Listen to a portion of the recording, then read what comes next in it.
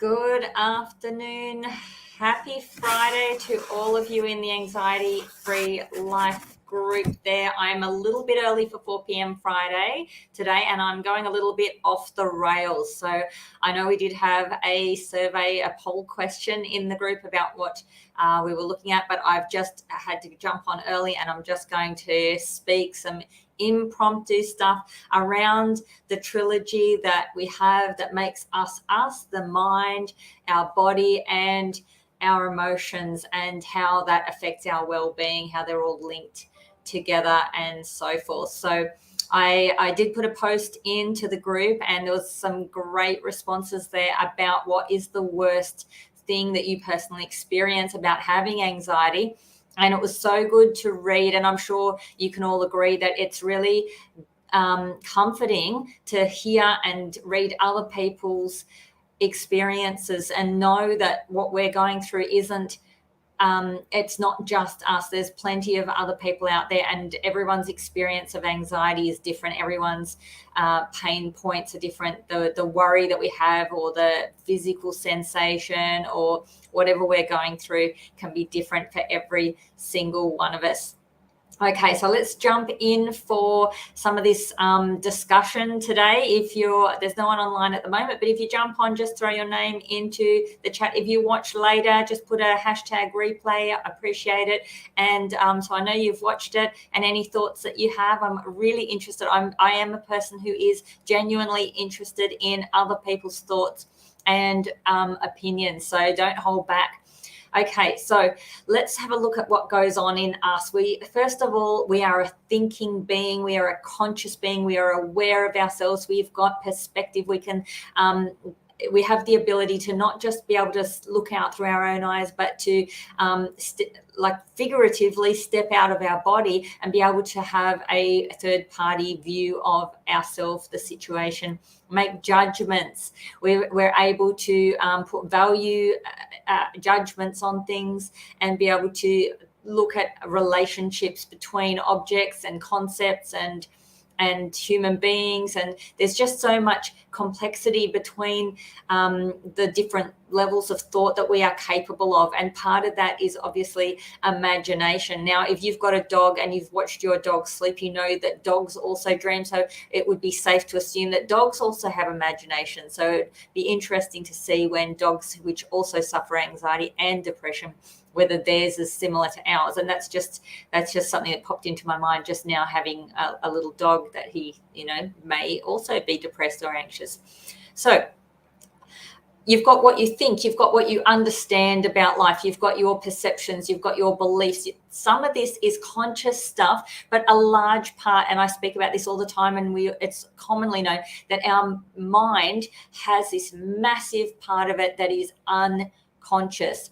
And there's some, schools of thought about the subconscious versus the unconscious, but let's just keep it simple. The stuff that we're not fully aware of, that stuff we're not deliberately doing, the unconscious part of our mind, and that unconscious is running our body and our emotions. So all of our non-conscious physical functions in our body, like the release of hormones and neurotransmitters, which are causing our mood shifts, and we'll talk a bit about that in a minute.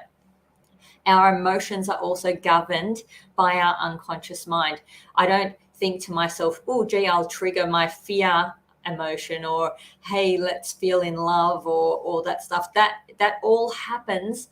All those things, fear, anger, sadness, guilt, shame, happiness, love, joy, all of that stuff happens unconsciously. Hey, Salah, good to see you online. Throw me comments if you've got anything to say. Happy to get engaged. Okay, so the unconscious is running all these emotional aspects of us, and a lot of the time we have segments. It's like how everybody's like, think positive, be happy. All I want to be is happy and loved and excited. And, you only show that happy side of yourself to the world. But the truth is that we have a whole spectrum of emotion, and they're all necessary and they're all good. So if we're avoiding fear, if we're avoiding anger, if we're avoiding sadness or guilt or shame or any of that stuff, all of those things have a purpose as well. And when we deny them or block them or we don't connect with them, that we reject that part of ourselves that has that anger, or we reject that part of ourselves that has guilt or sadness or fear or whatever it is, we're actually, it's like stuffing stuff into a cupboard. You're not processing. All of our emotions are just energies that need to be processed and their message or their purpose. So if you have guilt over something you did, then perhaps there's a message there to say maybe don't do whatever it was again, or so forth. There's always a safety message. So and I mean, look, if you think about grief or sadness, in relation to the fact that we love as well. So when we lose somebody that we love, we obviously go through a process of grief, and that process allows us some time and some space to be able to,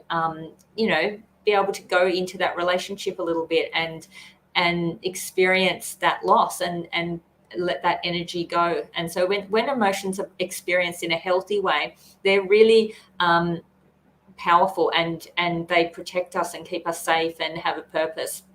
So emotions, I'll talk a bit more about that in a minute, but first let's look at the body. So our body physical health is obviously super, super important, and being able to physically create neurotransmitters and hormones, all those great messenger chemicals that give us those feelings. So in order to feel happy, we need to have, things like serotonin, and serotonin's then synthesized in our gut. So we need gut health.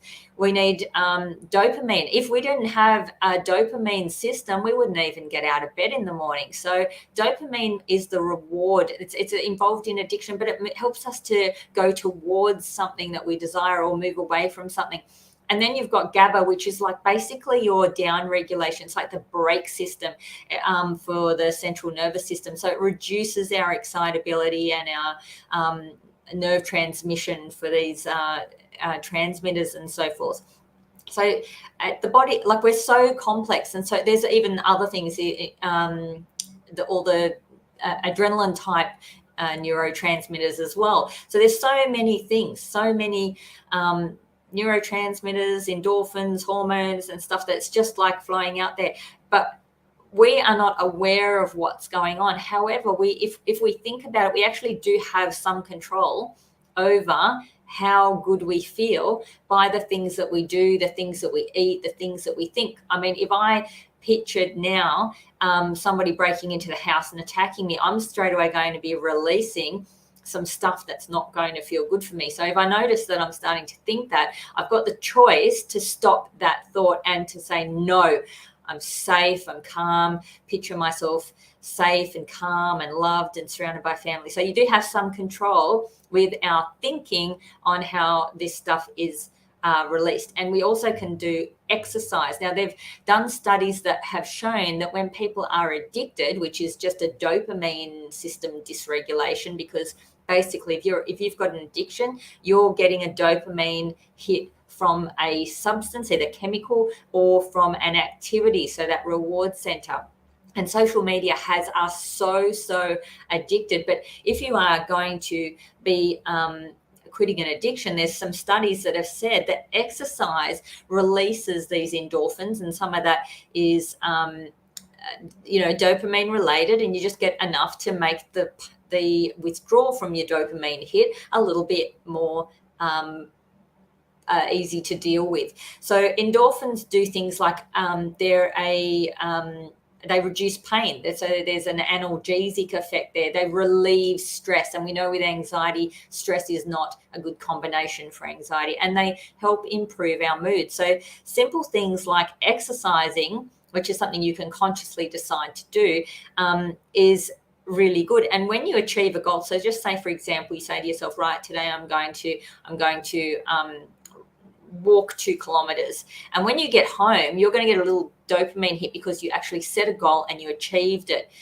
And then we've got oxytocin, which is that love, connection, bonding. And, as mostly women in this group, we can really appreciate that that's kind of that powerful stuff. It's the stuff that we release when we have babies and we bond with our children. So you've got so many things going on from our mind with our unconscious affecting our body, and our mind and our unconscious affecting our emotions. So really, when you think about it, that feeling of well-being is largely an unconscious controlled thing.